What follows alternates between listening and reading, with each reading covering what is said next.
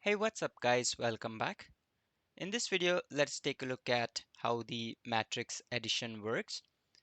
So what I'm going to do is I'm going to create two matrices. So I'm going to call them as A and B. So A is going to have these elements. So let's say 1, 3, 5, and 2.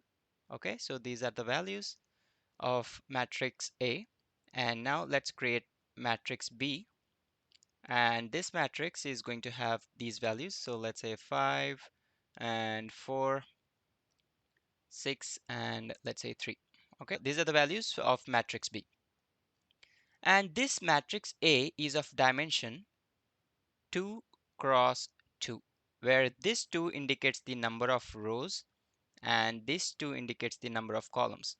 Likewise, this matrix B is of dimension 2 cross 2, and this indicates the number of rows and this 2 indicates the number of columns. Okay, and matrix addition is only possible if A and B are of same dimension.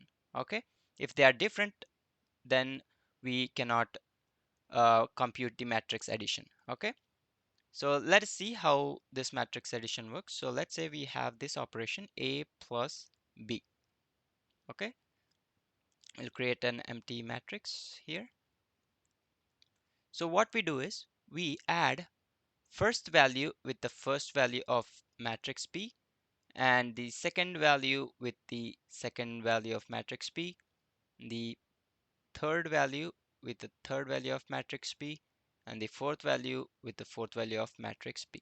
Okay, so I'm going to write it here. So 1 plus 5, 3 plus 4, 5 plus 6, and 2 plus 3.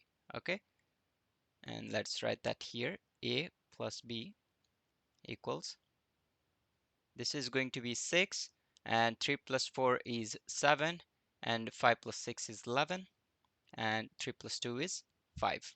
Okay, so this is how matrix addition works. Pretty straightforward. And it's the same case with matrix subtraction as well.